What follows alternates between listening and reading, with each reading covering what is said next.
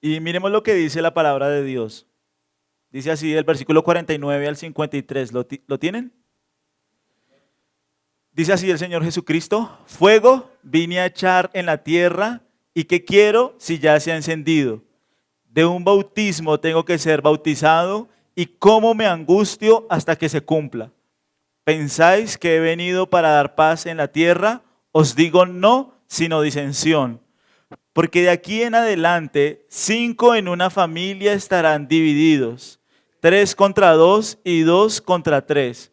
Estará dividido el padre contra el hijo contra el padre, la madre contra la hija y la hija contra la madre, la suegra contra su nuera y la nuera contra su suegra. Amén. Palabra de Dios, ¿sí? Si ustedes pueden ver, el título del día de hoy se llama Jesús. Jesús es causa de división. ¿Y por qué Jesús es causa de división? Principalmente y esencialmente por lo que nosotros encontramos en el versículo 49 y 50.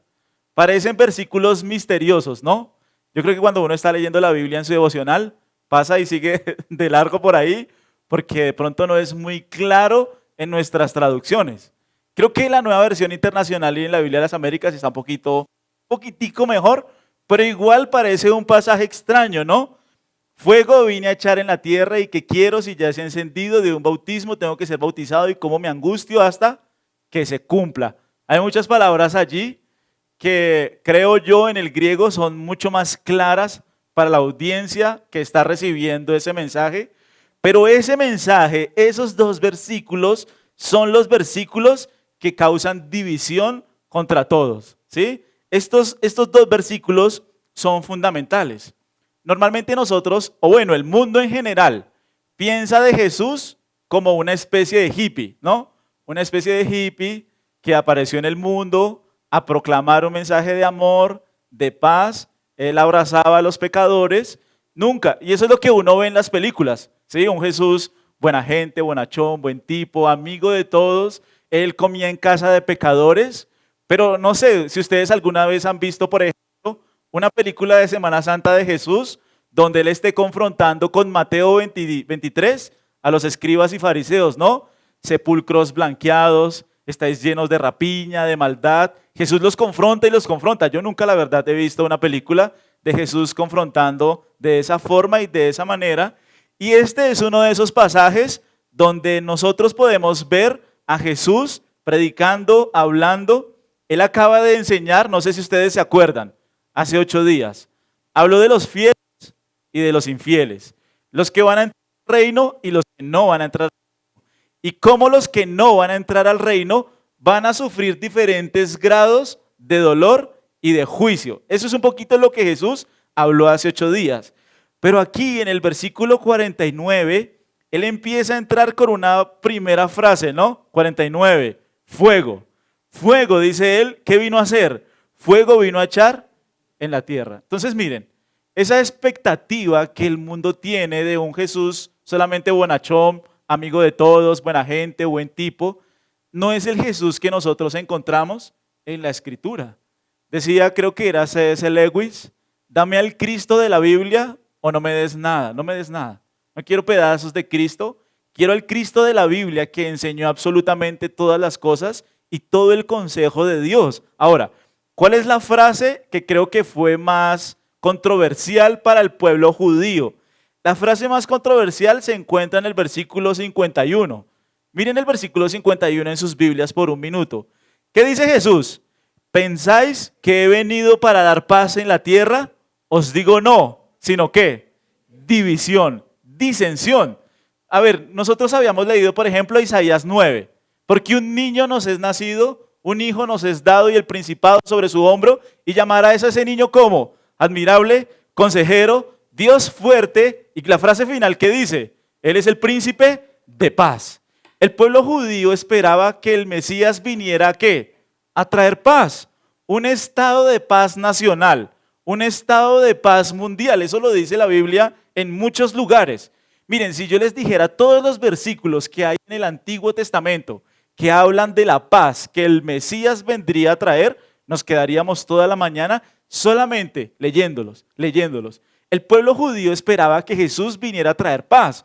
De hecho, ¿el que le dijo a sus discípulos? Mi paz os dejo, mi paz os doy. Él dice que iba a dar una paz que sobrepasa todo entendimiento. Pero aquí Jesús dice, no, yo no voy a traer paz, sino que voy a traer disensión en la tierra. Entonces miren, ellos lo veían como una paz nacional. Pero esa paz nacional no puede llegar si primero no hay paz en el corazón de todos los hombres. Entonces, ese fue el primer ministerio de Jesús.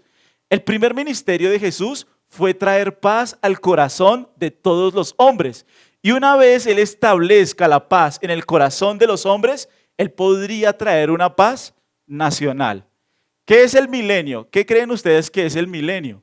El milenio es un tiempo donde va a haber un presidente. ¿Quién es el presidente? Cristo, el rey. El gobernante de todo el mundo, el rey.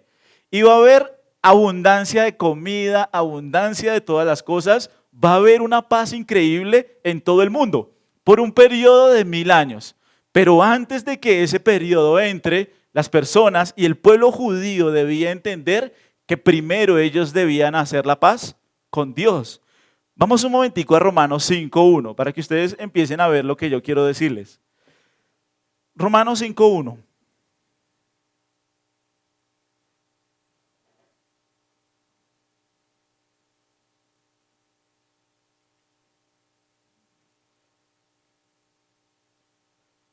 Romanos 5.1, ¿lo tienen? ¿Están conmigo? Sí. Justificados, dice el apóstol Pablo, pues por la fe, ¿qué tenemos? Tenemos paz. ¿Pero paz con quién? Ojo con eso. Paz con Dios. ¿Cuál es la primera paz que una persona necesita?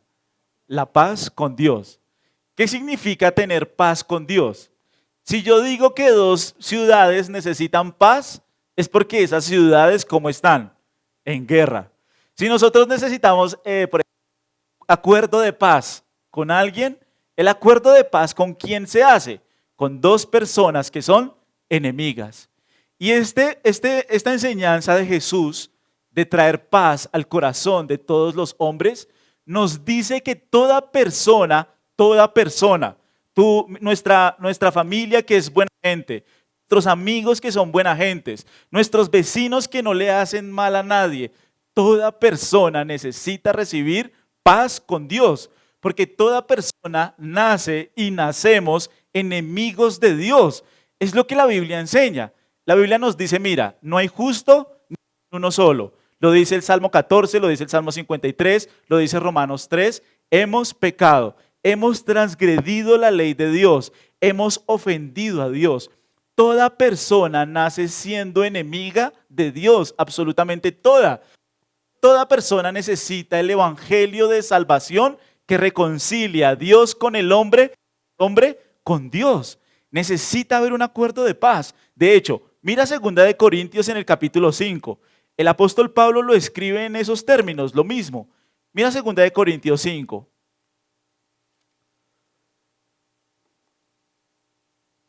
Segunda de Corintios 5, 18. De hecho, miremoslo desde el 19 para no leerlo todo. Desde el 19. ¿Lo tienen? Segunda de Corintios 5, 19, ¿sí? Ahora miren esto. Que Dios, ¿dónde estaba? Bien, Dios estaba en Cristo. ¿Haciendo qué cosa? Otra vez, ¿quién necesita reconciliarse? Reconciliarse necesitan dos personas que están en enemistad. ¿Me entienden? Miren, el mundo experimenta la gracia de Dios, ¿sí? Pensemos en un musulmán. Un segundito, piensen en un musulmán. Un musulmán que está enfermo en un hospital y el musulmán le ora a Alá y le dice, Alá, por favor, sáname. Si él es sano, ¿significa que está bien con Dios? No. ¿Significa que él es salvo? No. ¿Significa que él está en amistad con Dios? No. Si un musulmán ora y es sanado, él ha recibido la gracia de Dios, la gracia común, que es sobre creyentes y sobre incrédulos. Pero no significa que ellos estén en amistad, ¿me entiende? Dios derrama su gracia en judíos, musulmanes, budistas, en todo lugar Él da de su gracia. Pero para que yo genuinamente sea reconciliado con Dios, yo necesito reconocer que Dios es mi enemigo. Y la primera paz que yo necesito tener es Él. ¿Y cómo puedo tener paz con Dios? Miren lo que dice el apóstol Pablo en el versículo 19. Otra vez, que Dios estaba en Cristo, reconciliando consigo al mundo. ¿Qué hizo Dios? No tomándoles en cuenta a los hombres sus pecados. Y nos encargó a cada uno de nosotros la palabra de la... Ahora miren esto. Así que los cristianos, ¿qué somos los cristianos? Somos embajadores. ¿Embajadores en nombre de quién? De Cristo. Ahora, como si Dios rogase por medio de nosotros, ¿cuál es el ruego de todo cristiano? ¿Cuál es el ruego? Ahí está. Os rogamos en nombre de Cristo, ¿qué? Ese es el evangelio, ¿me entienden? Eso es lo que nosotros hacemos. Tú necesitas paz con Dios. Para estar en paz con Dios lo necesitas hacer a través de Jesucristo. Necesitas arrepentirte y creer en la obra que Cristo hizo por ti. El problema de todo hombre es que nace enemigo de Dios, nace en enemistad con Dios. No importa cuán religiosa sea esa persona, no importa cuánta apariencia de piedad pueda mostrar. Así eran los fariseos, ¿se acuerdan? Ellos se paraban en pie y oraban consigo mismos y ¿qué decían? Dios, gracias porque no soy como el publicano. Doy diezmos de todo lo que gano. Ayuno 2 veces. O sea, Dios debe estar sorprendidísimo con mi piedad. Los fariseos no entendieron que Dios era su enemigo porque ellos habían pecado contra Dios. Ese es el estado en el que se encuentra la humanidad. La humanidad es enemiga de Dios. Por más virtud, por más amorosos, por más amables que ellos puedan ser, toda persona necesita ser reconciliada con Cristo. La paz en el corazón solamente puede venir a través del evangelio. No puede haber paz mundial si primero no había paz en el corazón de cada persona. Y ese es el mensaje que Jesús está dando. Volvamos a Lucas 12. Vengan a Lucas 12 otra vez.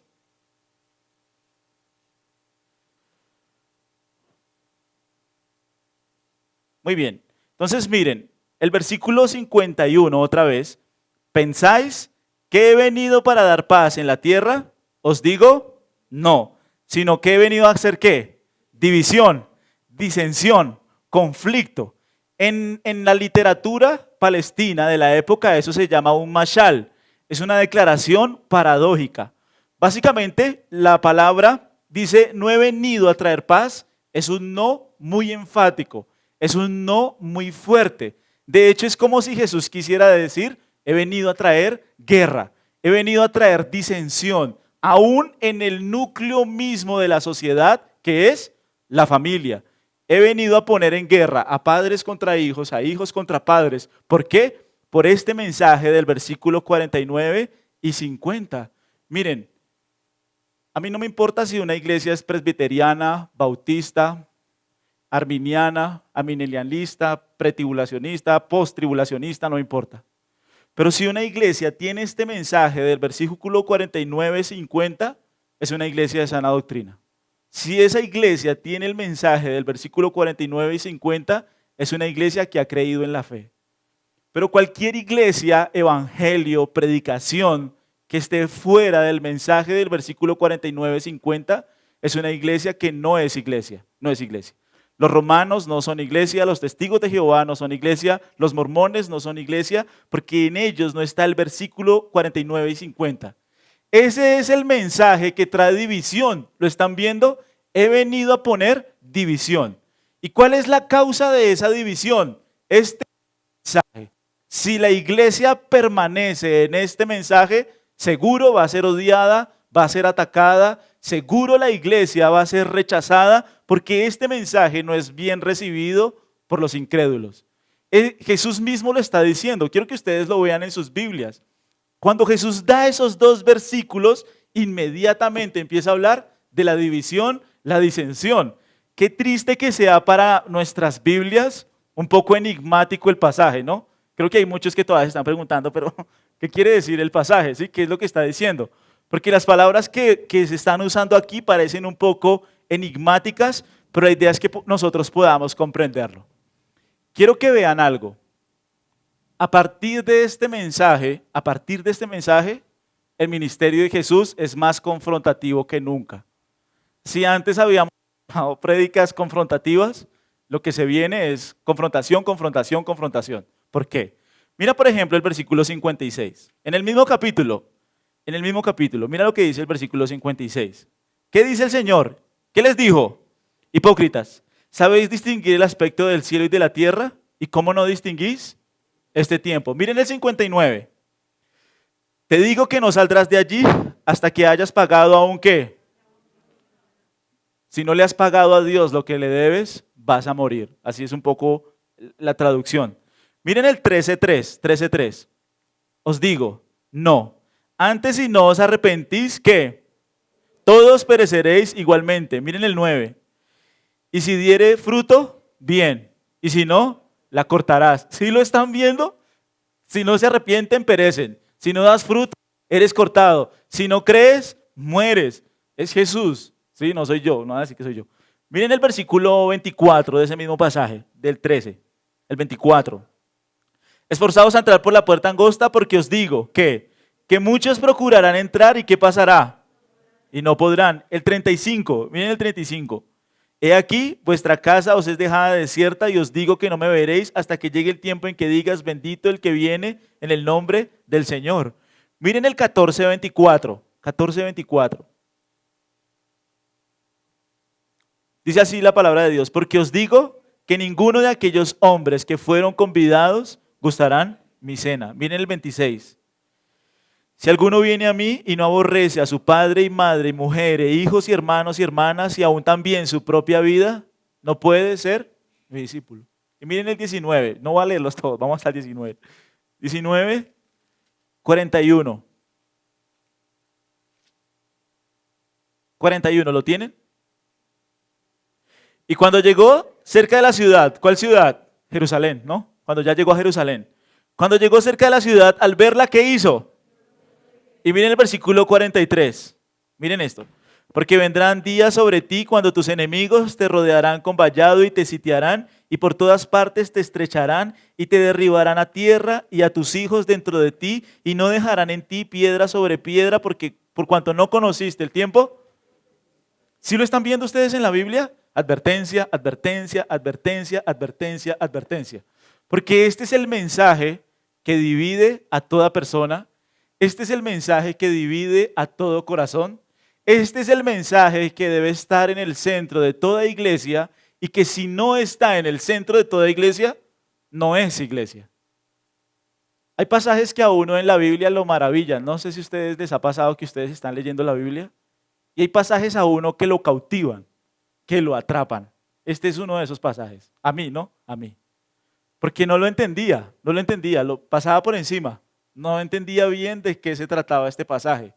Pero este pasaje es asombroso, porque es el mensaje que divide el corazón finalmente de todas personas, los creyentes y los incrédulos, la verdad, la mentira, la sana doctrina, la falsa doctrina, el evangelio que divide a toda persona. Ahora sí volvamos a Lucas 12.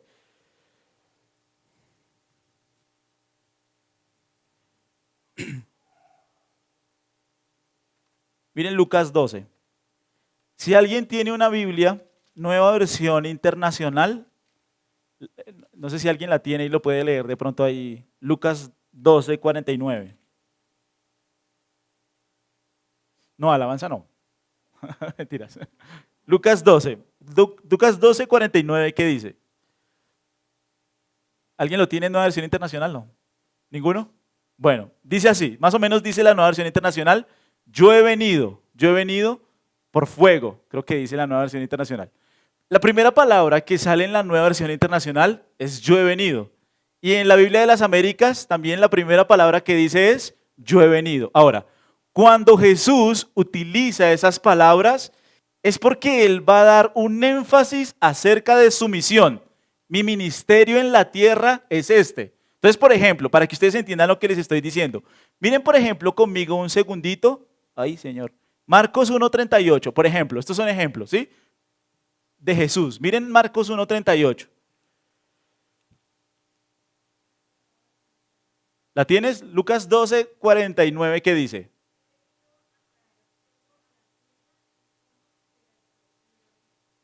Muy bien, miren que es un poquito diferente, gracias. Pero la primera palabra que él utiliza, ¿cuál es? He venido. Ahora miren a Cristo hablando normalmente con esas palabras. Por ejemplo, miren Marcos 1:38. ¿Qué dice el Señor? Dice así la palabra de Dios. Él les dijo, vamos a los lugares vecinos para que predique también allí. Miren esto, ¿por qué? Entonces, una de las misiones de Cristo, ¿cuál era? Predicar. He venido ¿a qué? A predicar. El ministerio principal de Jesús, ¿cuál fue? La enseñanza, la predicación de la palabra. Enseñó a multitudes, enseñó a sus discípulos, enseñó a todos. He venido ¿a qué? A predicar, ¿cierto? Miren esta otra. Lucas 5:32.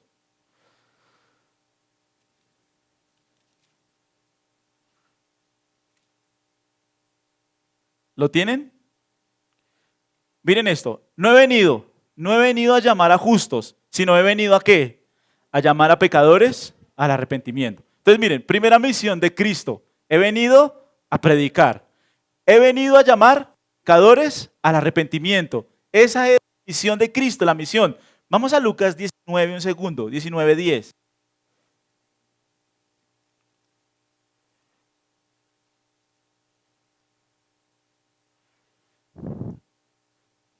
Miren esta otra, Lucas 10. Porque el Hijo del Hombre, miren otra vez, vino a buscar y a salvar lo que se había perdido. Entonces lo vemos una y otra vez en la Biblia.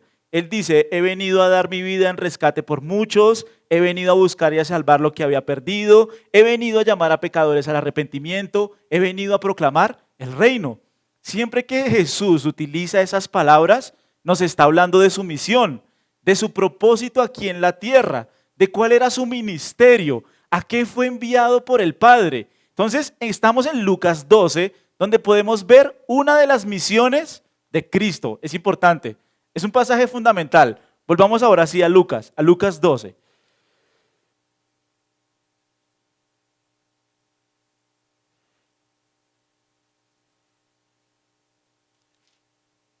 ¿Lo tienen?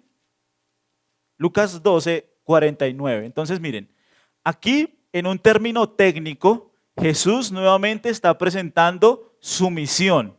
Y en esta frase, Él está resumiendo qué está haciendo aquí en la tierra, como lo hizo en las otras ocasiones.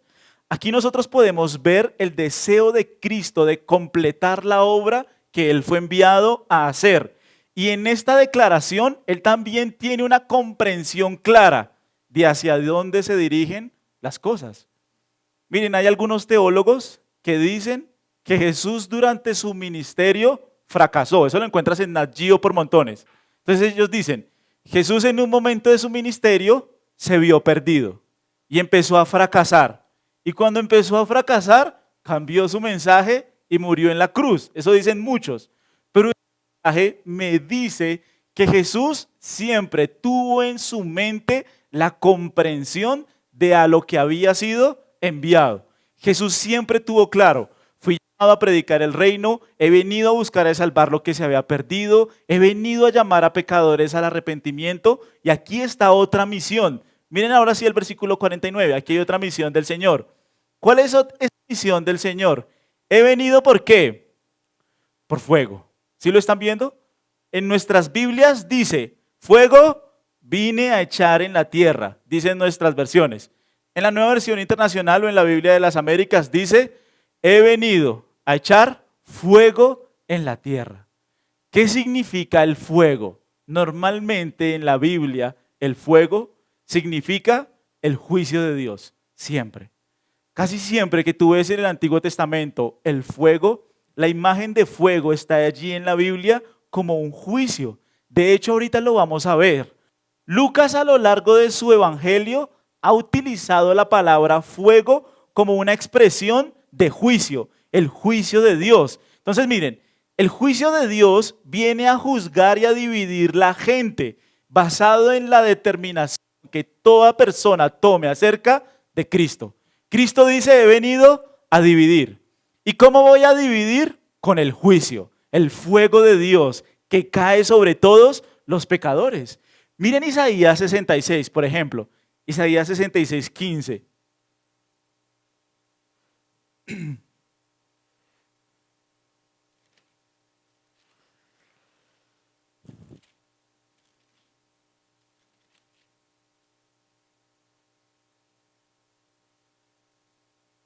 ¿Están conmigo? Sí.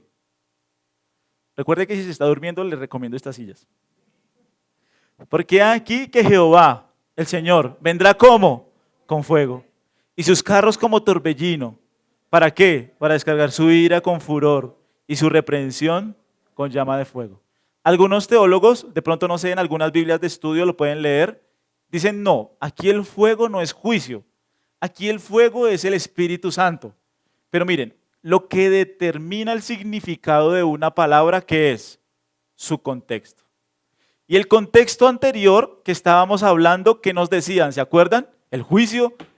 Unos se van a salvar y otros van a sufrir diferentes niveles de castigo.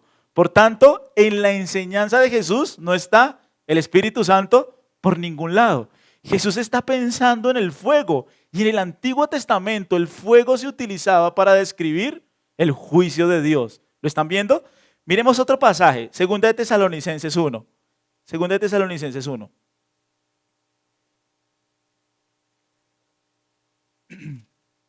Segunda de Tesalonicenses 1, en el versículo 7. 7 y 8, ¿lo tienen? ¿No? Y a vosotros, que sois atribulados, daros reposo con nosotros. Cuando se manifieste, ¿quién? El Señor Jesús, desde el cielo con los ángeles de su poder, en llama de fuego, para dar retribución a los que no conocieron a Dios, ni obedecen el evangelio de nuestro Señor Jesucristo. Otra vez, ahí está la palabra otra vez, ¿la vieron? Jesús, ¿cómo viene en el versículo 8? ¿Cómo viene? En llama de fuego. ¿Sí es claro? Ahora sí, volvamos a Lucas 12 para que empecemos a entender el pasaje. Lucas 12. 49. ¿Están conmigo? Sí. Entonces miren que Jesús dice, pónganle cuidado, yo he venido y he venido ¿por qué? Por el fuego. He venido por el juicio de Dios. Jesús está hablando del juicio final, donde las personas van a ser juzgadas y donde finalmente ocurrirá la gran división. ¿Se acuerdan Mateo 25? A sus ovejas, ¿dónde las pone? A la derecha. ¿Y a los cabritos dónde los pone? A la izquierda. Esa es la última y gran división. La última y gran división ocurre en el juicio final. Entonces Jesús dice, he venido a traer fuego a la tierra, he venido a traer el juicio a la tierra. Y hay un momento en que la tierra va a ser juzgada y las personas van a ser divididas. ¿Hasta ahí vamos bien? Ahora, para que el juicio caiga sobre la tierra, primero debía caer sobre él mismo. Ojo con esto, para que el juicio caiga sobre la tierra, primero Cristo vino a encender ese fuego. El fuego de Dios primero debía caer sobre Cristo para que finalmente el fuego del juicio final cayera sobre toda persona. Entonces Jesús, recuerden, Jesús está pensando en qué? En su misión, en la misión que él vino a cumplir. Miren un momentico conmigo Juan 9:39. Juan 9:39.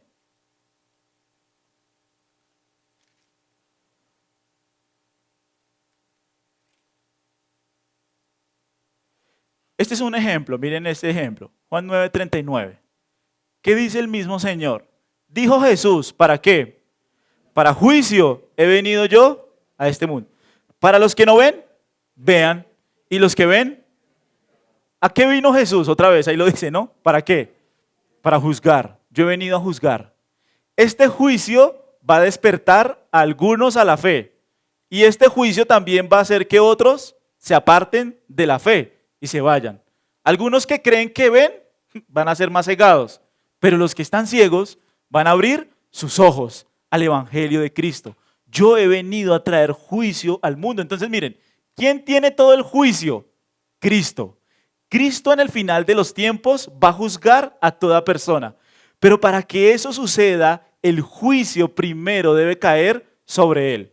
Este fuego del que está hablando la Biblia es un fuego que condena o es un fuego que purifica al creyente, ¿me entienden? Si alguien no entiende el juicio de Dios, va a huir de la iglesia, va a correr. No, a mí hábleme del amor, de la misericordia y de la gracia. El juicio, no. Esas personas van a ser condenadas porque corren del Dios verdadero. Pero cuando el creyente cree en el juicio de Dios, empieza a ser purificado. empieza a ser formado, empieza a ser limpiado por el fuego de Dios. ¿Dónde lo vemos nosotros? Miren, por ejemplo, un segundo Malaquías, Malaquías 3:2.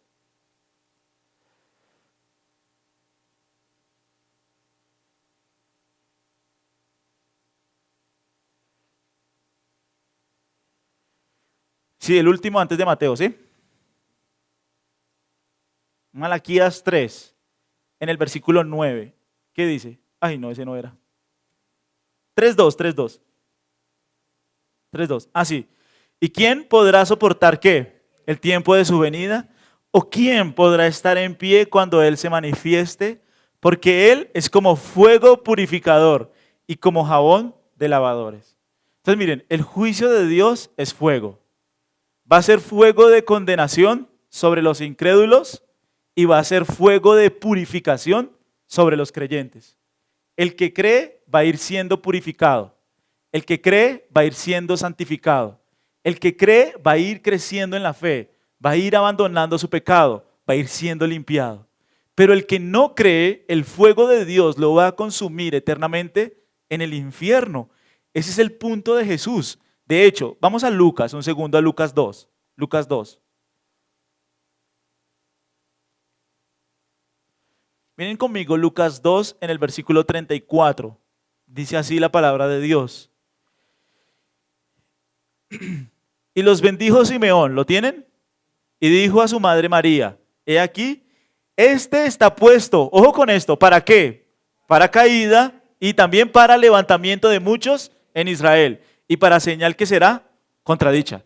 El mensaje de Jesús o te tumba o te levanta, o te salvas o te pierdes, o te arrepientes o sigues en el pecado, o crees o te endureces, ¿me entiendes? Entonces, este mensaje divide, es un mensaje divisivo, es un mensaje que condena a algunos y salva a otros. Ahora, ¿son pocos los que se salvan? Sí, dice la Biblia, son pocos. Pero este es el mensaje que debe estar en el centro de toda iglesia, no importa si es presbiteriana, bautista, amilenialista, arminiana, si es en el centro de la iglesia, es una iglesia de Jesucristo. Si no está en el centro de su iglesia, no es, porque es el mensaje que finalmente divide la verdad de la mentira, la sana doctrina de la falsa doctrina. ¿Lo están viendo? Ahora, vamos otra vez a Lucas, vamos a Lucas, Lucas 12.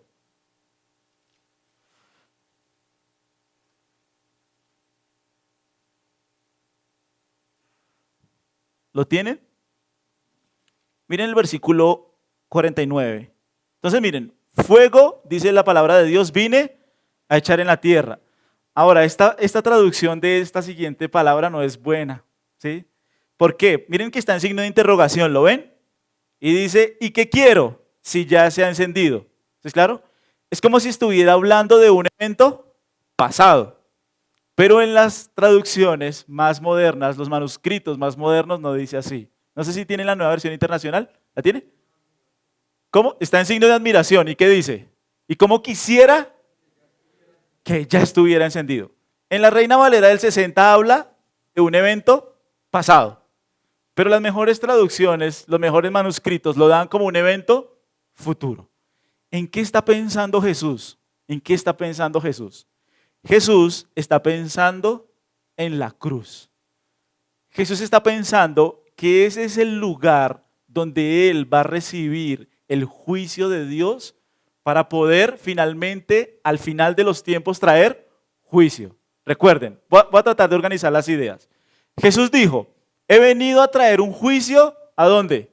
A la tierra. ¿Cuándo será ese juicio? En el final de los tiempos. Pero antes de que ocurra ese juicio, el juicio sobre quién debe caer, sobre Cristo. Y en el momento en que el juicio cae sobre Cristo, es allí donde se divide toda persona. La cruz de Cristo es el evento que divide a persona. Entonces, ¿en qué está pensando Jesús? Jesús está mirando hacia su muerte. Porque en el próximo versículo, si ustedes lo miran, en el versículo 50, habla de un bautizo con el que él tiene que ser bautizado. O sea, básicamente lo que Jesús está pensando es que quiere en ese instante que Dios literalmente lo consuma en su ira. Como lo dice Pedro, el justo por los injustos. Jesucristo está pensando en el momento en que el fuego de Dios cabe sobre él para finalmente traer división, consuelo a algunos o juicio a otros. Normalmente cuando uno le pregunta a las personas, ¿quién mató a Jesús? ¿Quién mató a Jesús? Algunos dicen los judíos. Otros dicen, no, los romanos. Otros dicen, no, Satanás. Mentira, mentira, mentira. Ninguno de ellos lo mató. Y todos ustedes dicen, sí, lo mató. En las películas sale que lo mató. Pedro lo dice, ustedes mataron al santo y al justo en Hechos capítulo 2. En Génesis 3:15 dice que pondré enemistad entre ti y la mujer, entre la simiente y la simiente tuya. Él te herirá en la cabeza y tú le herirás en el calcañar. Ahí dice que Satanás va a herir a Cristo. En Hechos dice que ellos iban a matar a Cristo. No. Si ese es el evangelio que predican en tu iglesia, corre de ahí. En cierta medida sí. Claro, le pegaron, lo golpearon, le escupieron, le desfiguraron el rostro. Pero finalmente Cristo es consumido bajo la ira de Dios. Y eso es lo que dice este pasaje. Cristo dice, ¿cómo quiero que este fuego se encienda ya? Quiero que el fuego de la ira de Dios caiga sobre mí y ser consumido. Bautizado es la palabra. Quiero ser bautizado dentro del mar de la ira de Dios para salvar a mi pueblo, para salvar a los que me diste. Nunca pienses que fueron los romanos los que mataron a Jesús. Finalmente, ni los judíos, ni Satanás. El pago que Cristo hace es el pago hacia Dios. Cristo deseaba ser consumido por la ira de Dios para salvar a su pueblo, ¿me entienden? Miren, este mensaje es muy asombroso porque cada uno de nosotros merecíamos morir en el infierno bajo la ira de Dios, bajo la ira de Dios, bajo la ira de Dios. Y si a uno no le asombra un pasaje como estos, está perdido, ¿sí? Cristo está muriendo en mi lugar. Cristo desea morir en mi lugar. Cristo desea que el fuego de la ira de Dios lo consuma a Él, se encienda en Él. Eso es la cruz del Calvario. Cristo muere para Dios. ¿Qué es el evangelio en pocas palabras? Somos salvos de Dios por Dios. Ese es el evangelio. Somos salvos de Dios por Dios. Somos salvos de la ira de Dios por la encarnación de Dios en Cristo Jesús, recibiendo la ira de Dios y resucitando al tercer día y dando pleno cumplimiento y satisfacción a lo que Cristo hizo por mí en la cruz. El infierno es eso. Jesús acaba de hablar del infierno, ¿se acuerdan? Algunos serán como desmembrados. Es la palabra hebrea, es griega, fuerte. Es como un desmembramiento de un animal. Algunos serán desmembrados eternamente, siempre, el mismo sufrimiento, el juicio más fuerte, ¿sí? Otros serán azotados. Y los que nunca escucharon el evangelio serán azotados muy pocos. Eso es lo que está en la mente de Jesús. Pero Jesús desea recibir ese castigo, los horrores del infierno, los horrores de padecer eternamente allí bajo la ira de Dios. Es lo que Jesús está diciendo. Quiero que ese fuego consuma y se encienda sobre mí. Mira Isaías 53:6, un segundo.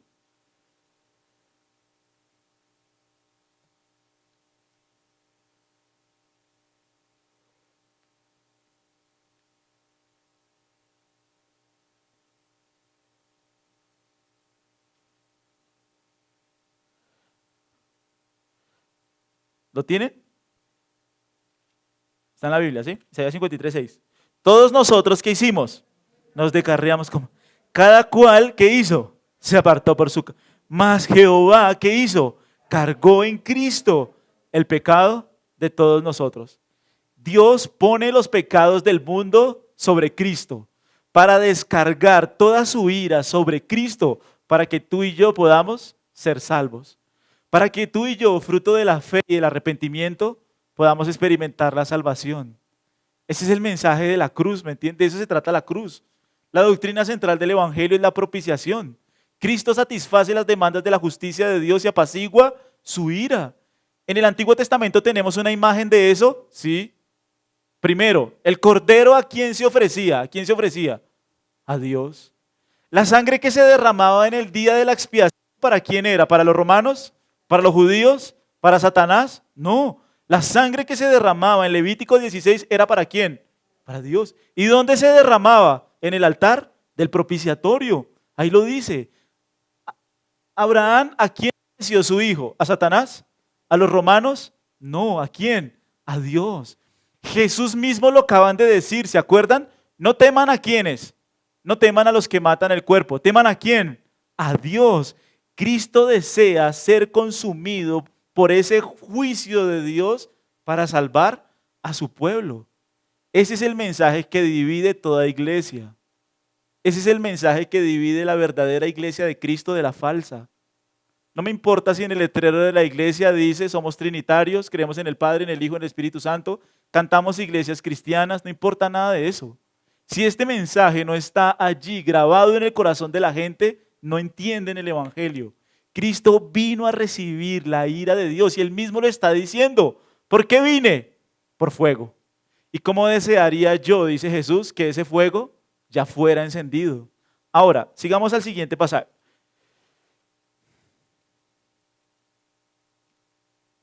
¿Están conmigo? Sí. Lucas 12. Lucas 12 en el versículo 50. Este es más bravo. De un bautismo, dice Jesús, ¿qué? La palabra griega es baptizo. ¿Qué significa baptizo? Ser sumergido. ¿Sí es claro? Ser sumergido. Como cuando alguien se sumerge completamente en el agua, bautizo y sale. Bueno, Cristo dice, este es ¿qué? Mi bautizo. ¿Cómo deseo este bautizo? De un bautismo tengo que ser bautizado. ¿Qué está diciendo Jesús? Jesús desea ser consumido bajo la ira de Dios, aplastado bajo el mar de la ira de Dios. Piensen en el Antiguo Testamento. ¿Qué pasó con los carros del faraón? ¿Fueron aplastados bajo qué? Bajo las aguas. ¿Qué pasó con el mundo en la época del diluvio? ¿Fue aplastado qué? Bajo las aguas. Normalmente las aguas en el Antiguo Testamento son una señal del juicio de Dios. Y Cristo está diciendo, yo voy a ser sumergido, aplastado bajo la ira de Dios por los pecados del mundo. Es un pasaje muy fuerte. Y de hecho fue una frase que se hizo común entre los discípulos. Miren Marcos 10:38 para que ustedes vean la frase en común.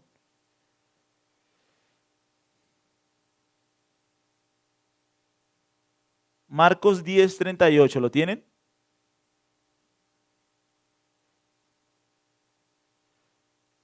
¿Lo tienen? Sí. Entonces Jesús les dijo, ¿no sabéis lo que pedís? ¿Podéis beber del vaso que yo bebo o ser bautizado con el bautismo con que yo soy? Ellos dijeron podemos, pero no. El, ¿Cuál es una de las más grandes pruebas de la deidad de Cristo? ¿Cuál es una de las más grandes pruebas?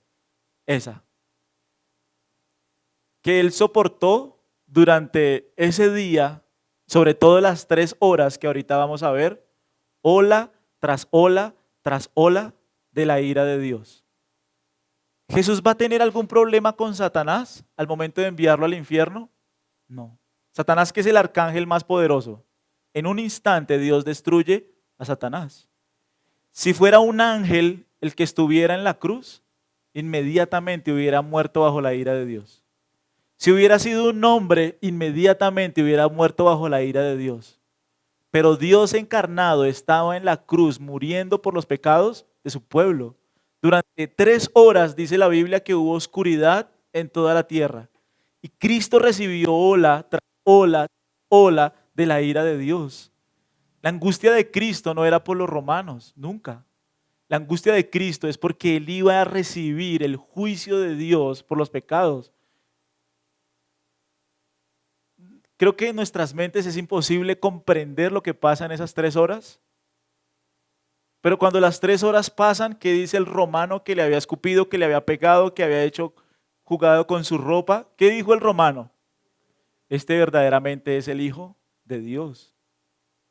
Nosotros nunca podremos comprender esas 3 horas de juicio, juicio, juicio, juicio, cayendo sobre Cristo, golpeando a Cristo, ola tras ola de la ira de Dios, para morir por su pueblo.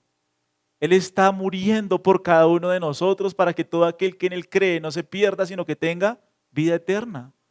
Cada uno de nosotros iba a recibir ese juicio, ¿puedes creerlo? Cada uno de nosotros iba a recibir ese juicio eterno en el infierno. Pero Jesús muriendo en nuestro lugar nos da el perdón de nuestros pecados, nos da la vida eterna, satisface el juez justo de toda la tierra y su nombre es vindicado. Miren el Salmo 42:7 conmigo. Miren el Salmo 42:7.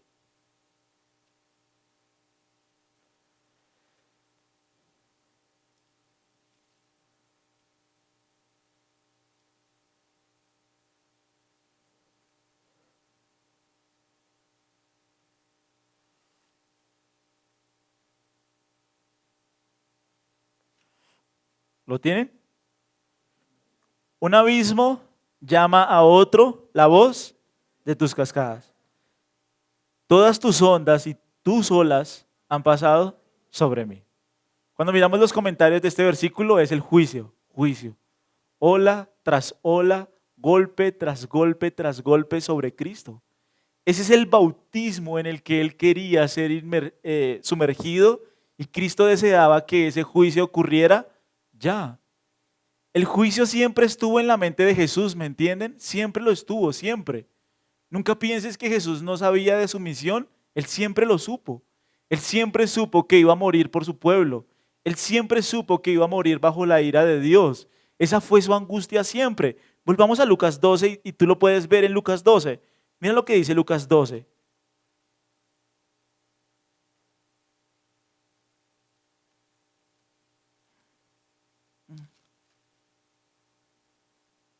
¿La tienen? Sí. ¿Están conmigo? ¿Se durmieron? Va a tocar poner estas sillas otra vez. Miren lo que dice Lucas 12 en el versículo 50. De un bautismo tengo que ser bautizado. Ahora miren esta palabra. ¿Y qué? ¿Cómo me angustio hasta que se cumpla? Si nosotros lo estuviéramos leyendo en el griego, la palabra griega sería sineshomai. Haz de cuenta que uno está leyendo un artículo del periódico, ¿sí? Y se encuentra con una palabra muy fuerte que llama la atención inmediatamente de cualquier lector. ¿Sí es claro? Es lo que Lucas quiso hacer en este pasaje. Lucas quiso poner una palabra muy fuerte que llamara la atención de cualquier lector. ¿Cuál es esa palabra? Angustia. ¿Qué significa la palabra angustia? Ese verbo significa alguien que está completamente apoderado de un sentimiento, alguien que está apresado, alguien que está encerrado por miedo. Se usa como alguien que es presa de algo, que está bajo el control de algo, está totalmente gobernado por eso en agonía. Fuerte. Nosotros pensamos que la agonía de Jesús solamente fue en el Getsemaní. Nunca pienses eso. Lo que este versículo nos dice es que la agonía de Cristo por el sufrimiento de la ira de Dios que iba a recibir fue constante, fue continuo. Es como si eso controlara sus pensamientos. Para esto he venido a sufrir de esa forma. Es un estado de angustia constante que se manifiesta finalmente en el Getsemaní con las gotas de sangre del estrés tan grande que había que Él derrama. Pero la angustia de Cristo durante su ministerio fue porque iba a recibir la ira de Dios, ¿me entienden? Él no le tenía miedo a los romanos, no le tenía miedo a la cruz, no le tenía miedo a ser golpeado. La angustia de Cristo siempre se centró en ese bautizo en que Él iba a recibir. Mira Mateo 27, un segundo, Mateo 27, 45.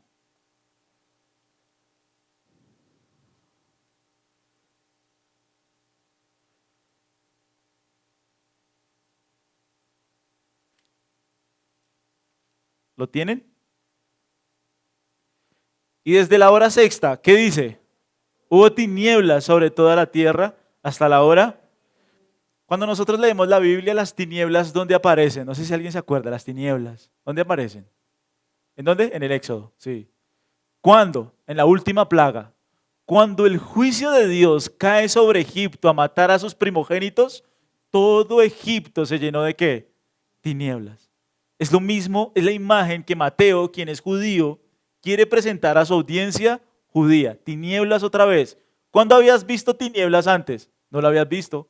Solo hasta esta hora de la cruz. 3 horas, de la hora sexta a la hora novena, tinieblas. El juicio de Dios cayendo sobre Cristo en la cruz, castigándole, recibiendo nuestra culpa, recibiendo el castigo de nuestro pecado. Como lo dice Isaías, el castigo de nuestra paz fue sobre él y por su llaga somos todos nosotros curados, dice él. Allí está. Cristo recibió esa plenitud de la ira y esa angustia fue constante en su ministerio. Ahora, volvemos a Lucas 12.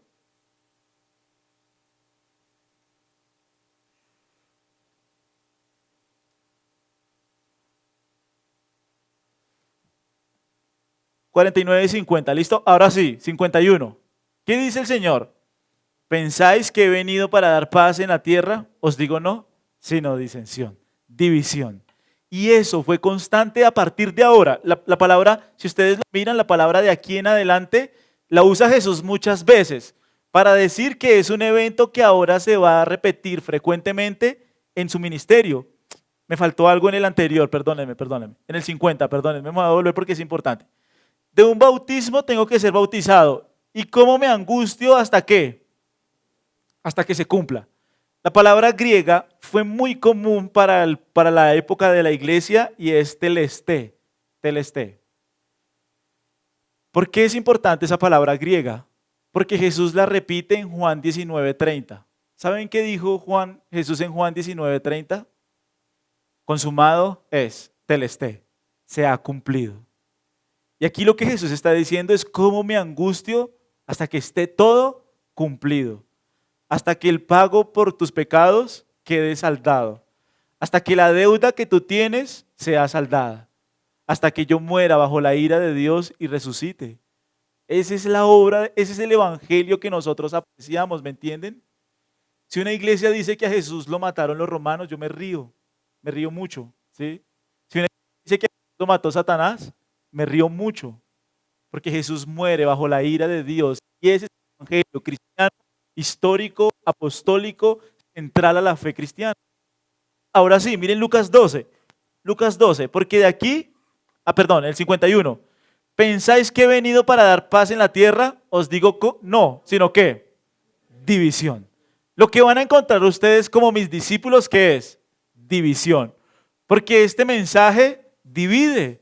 Normalmente las personas, ¿cómo se creen? Buenas, bueno, no hago tan malas cosas, y llegar con un mensaje donde deben reconocer que van a morir bajo la ira de Dios, que son enemigas de Dios y que necesitan aceptar el sacrificio que Cristo hizo, es un mensaje que divide, es un mensaje que divide.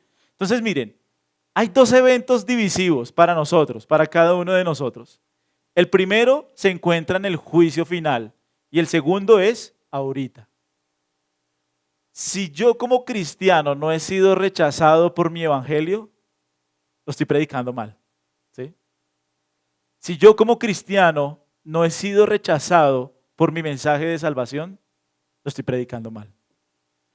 Porque normalmente la gente se ofende con este mensaje y se ofende mucho, mucho. No me gusta tu Dios airado, no me gusta un Dios que juzga, no me gusta un Dios que castiga a su hijo en la cruz. ¿Qué locura es esa? No me gusta. El mensaje del evangelio fue un escándalo, siempre lo ha sido. Para los judíos fue un escándalo. Para los judíos fue blasfemia. Los griegos querían sabiduría. Y Pablo puso un letrero en la puerta de la iglesia, Corintios. Nosotros predicamos la cruz de Cristo. Nosotros predicamos a Cristo crucificado. Nosotros predicamos a Dios encarnado muriendo bajo la ira de Dios. Y si ese no es el mensaje que tú compartes, no sé, es difícil, porque ese es el evangelio que Jesús le dejó a su iglesia. Ese es el mensaje en el que nosotros perseveramos. Este es el tema principal y central del cristianismo. Todo el cristianismo gira en torno a este mensaje y lo puedes ver. De aquí en adelante Jesús es confrontativo. ¿Y qué va a suceder? Miren el versículo 52. Ahí va terminando. Porque de aquí en adelante, ¿qué pasa? 5 en una familia, ¿qué va a suceder? Estarán divididos. ¿Y cómo estarán divididos? 3 contra 2 y 2 contra 3. Estará dividido el padre contra el hijo contra el padre, la madre contra la hija y la hija contra la madre, la suegra contra su nuera y la nuera contra... ¿Cuál es el lugar donde hay más amor? ¿En el Estado? No, normalmente es en la familia. Normalmente es en la familia. Pero este mensaje va a ser tan ofensivo y tan divisivo que una misma familia que es muy unida podrá ser dividida.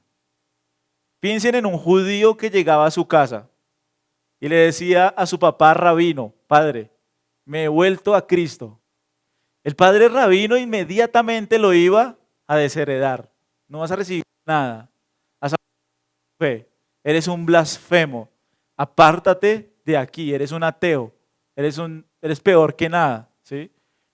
Hay una historia de un misionero que fue a Roma. Y ellos llegaron a la fe cristiana, a la fe protestante. Y los papás, los abuelos, eran católicos romanos. Y los abuelos odiaron tanto que ellos se volvieran protestantes, que al niño, pues primero no lo volvieron a visitar, pero le llamaban esa cosa al niño esa cosa, porque no había sido bautizado en la fe romana. Y como no había sido bautizado en la fe romana, ellos le decían esa cosa, porque no tenía nada. Ellos creen que uno recibe el Espíritu y bueno, la regeneración en el bautismo, ellos creen eso. Y fue tan dura la división que así los abuelos trataban a sus hijos. El creyente genuino defiende este mensaje hasta la muerte, lo defiende. Alguien decía, una mujer muy anciana en una iglesia decía: no sé explicar el evangelio como usted lo explica, le decía un pastor, pero si a mí me toca morir por Cristo, yo muero. No lo sé explicar bien, lo entiendo un poco, pero si a mí me toca morir por Cristo y por ese mensaje, yo muero. Porque así es lo que nosotros vemos acá, un mensaje divisivo. Un mensaje que va a dividir aún la misma familia, el núcleo de una familia. Pero este es el centro que no, este mensaje no puede ser corrompido, no puede ser adulterado, no puede ser cambiado. Y cuando tú predicas el evangelio de Jesucristo, este es el mensaje que tienes que decir. Cristo murió bajo la ira de Dios y somos salvos de Dios por Dios mismo. Es el evangelio. No lo cambies, no lo mejores, no lo adornes, no lo maquilles, no hagas nada de eso. La obra la hace Dios. Nosotros, dice Pablo a Timoteo, ¿no? Lo que has oído de mí ante muchos testigos, esto encarga a hombres fieles, que prediquen lo mismo. Y Jesús lo está predicando y fue conocido a todos. Cristo murió bajo la ira de Dios para satisfacer las demandas de su justicia. Ese es el evangelio cristiano. Ese es el evangelio que nosotros predicamos. Y ese es el evangelio que es divisivo a todo el mundo. El Papa se puede sentar con los ortodoxos, se puede sentar con los budistas, él se puede sentar con todo el mundo y buscar la unidad con todo el mundo. El cristiano no lo hace, porque sabe que este mensaje es divisivo. Y finalmente, ¿qué dice? Miren el 53, ya para ir terminando. Estará dividido el padre contra el hijo y el hijo contra el padre, la madre contra la hija contra la madre, la suegra contra su nuera y la nuera. Miren este versículo conmigo, Mateo 10, 21. Mateo 10, 21.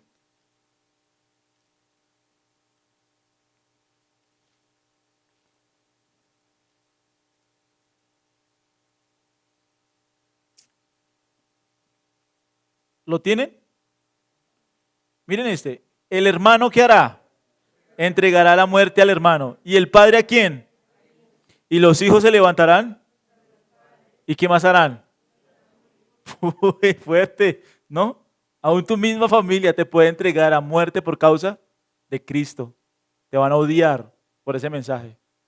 Ahora, no necesariamente son 3 contra 2, ¿no? Puede ser 4 contra 1.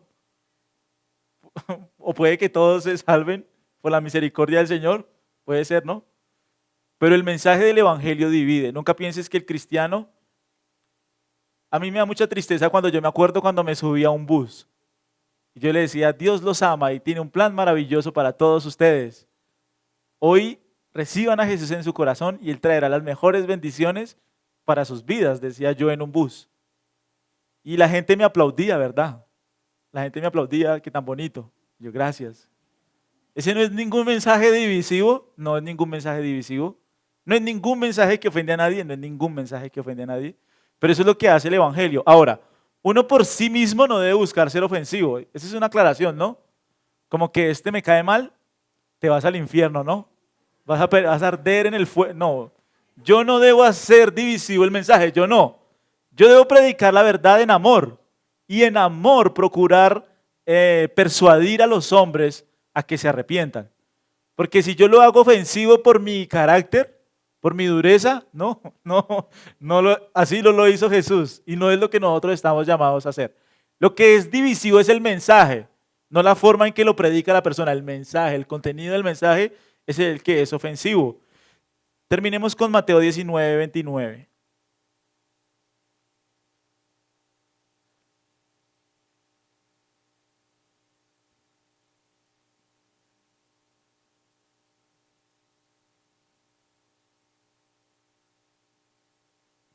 Entonces su consideración, ese no es. Mateo 19, 29, sí. Y cualquiera que haya dejado, ojo con esto, casas, hermanos, hermanas, padre, madre, mujer, o hijos, o tierras, por mi nombre, recibiré 100 veces más y heredará. ¿Qué se le promete al creyente? Una nueva familia. Una nueva familia. ¿En dónde? En la iglesia. En la iglesia. Es la nueva familia que él va a tener. Piensen en un judío. En un judío. ¿Qué pasa si mi papá me abandonaba, mi familia me abandonaba? Inmediatamente rechazado. Así son los musulmanes que se convierten a Cristo. Si ellos se convierten a Cristo, inmediatamente pasan a ser escoria de toda la familia, rechazados. Ahora solo tienen un lugar, la iglesia, su nueva familia. Oremos, ¿les parece?